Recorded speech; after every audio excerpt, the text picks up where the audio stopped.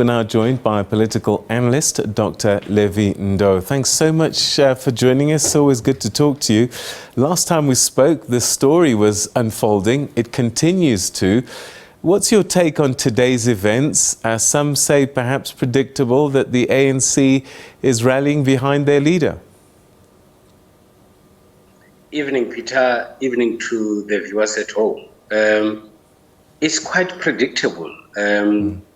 I actually expected a situation where after the NWC had agreed that the president should continue and that the report be rejected, I expected the NEC to follow suit. Why so?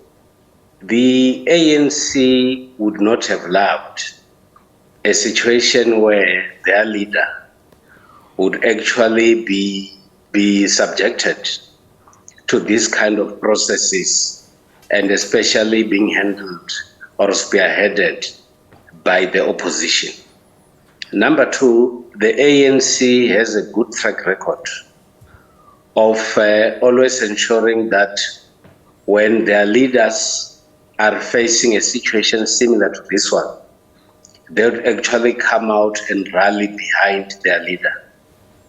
And my view is that when the ANC has then taken a decision to have their leader removed in government, that is when their leader would then be removed from government. And I think what is quite encouraging for me is that the very same ANC is saying that all the other processes are supposed to unfold and the president himself is supposed to cooperate with all those processes. But equally, you still have the opposition that is still firm and prepared to ensure that other processes have to kick in. And what we just have to wait for is what then would happen beyond next Tuesday, because that is when this matter has to be tabled in Parliament. So the ANC Treasurer General read a statement earlier this afternoon on behalf of the party's NEC. And as he read this statement and responding to the media, he says that, look, the president remains accountable. You've talked about these other processes, but one process they're in control of, and that's the Integrity Committee. We believe that a report will be received by the NEC on the 9th. Now, that's just days before the parliamentary debate. Might that have a bearing on what happens next? Indeed, it might have a bearing on what happens next, depending on what the Integrity Commission will have to say. And I think the next few days before conference would be very, very crucial, not only for the president, but also for the ANC itself. Anything can happen in the next few days. The parliamentary processes might actually be adopted or rejected, and the Integrity Commission will also have to present its own report. And all these things are happening just few days towards the conference, which is to start next week Friday. And my view is that let's hope that the ANC leaders are actually not negatively affected by these developments, because Paul Mashatile, who is also the acting SG, has got a lot of work in front of him that has to deal with organizational work.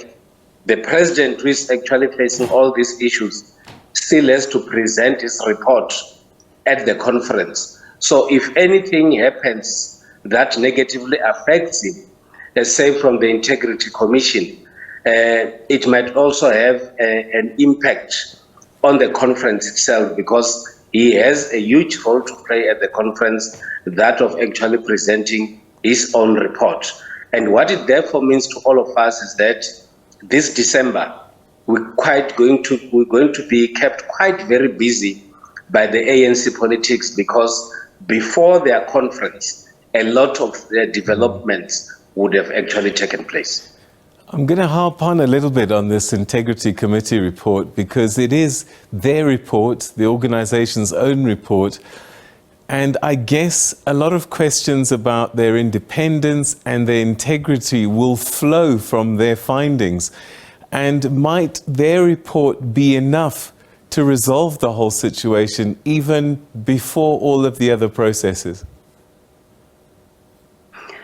Well, I think if you look at it in terms of organizational discipline, and also looking at it as the body that is created to ensure that there's integrity within the party, one would expect all members of the ANC to accept the report of the Integrity Commission in the interest of ensuring that they respect the institutions that they've created, but also making sure that these institutions that they've created are there to serve the best interest of the party. It might not be a report that is acceptable to all members of the party, but I think as disciplined members of the party, they need to respect the reports that come from the bodies that they've actually established. One of the questions I know that which you raised talks to the degree of partiality on the members of the Integrity Commission.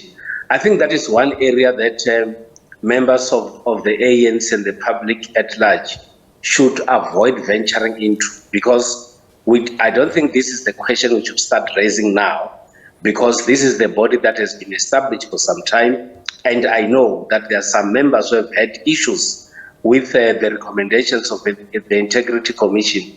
But because the ANC is a party of processes, they will still have to subject the Commission's report to many other processes like they always do in the past. The question would be whether the recommendations from the Integrity Commission, the leadership of the ANC would prefer that it be implemented immediately or wait after the conference. That is the issue that we're not very sure of. But if it's presented, it might also have an impact on the running of conference in the next weeks. A lot of senior political figures within the ANC have come out and laid their masts against the wall. And some might see this as a gamble, because if the president gets through this period, is it curtains for them? Well, I think it will also depend on the degree of maturity and how the president and his colleagues or comrades would prefer to see the unity project running.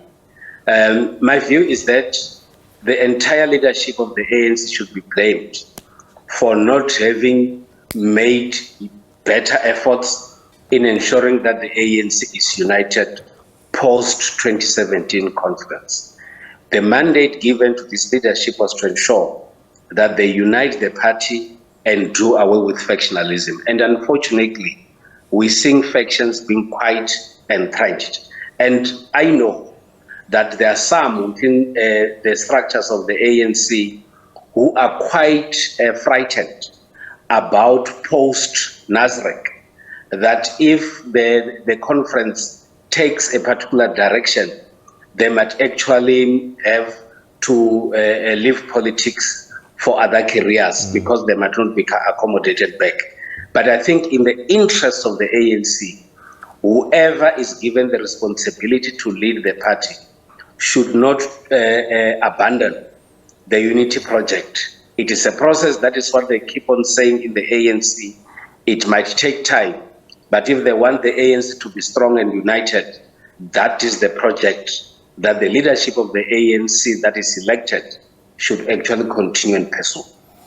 Dr. Ndou, thanks very much indeed for helping us unpack another day in politics, which sometimes can feel like a year. Thanks so much for your time tonight. You're always welcome. Thank you. All right, that's Dr. Levy Ndou speaking to us about developments that have been taking place, of course, today. So a couple of things. The ANC's NEC met today after the NWC met over the weekend to consider and discuss the Section 89 panel report. And they've decided that if and when this panel report is debated in Parliament, they are not going to vote for its adoption. So that's a decision that they've already made, and their MPs in Parliament will be attuned to that.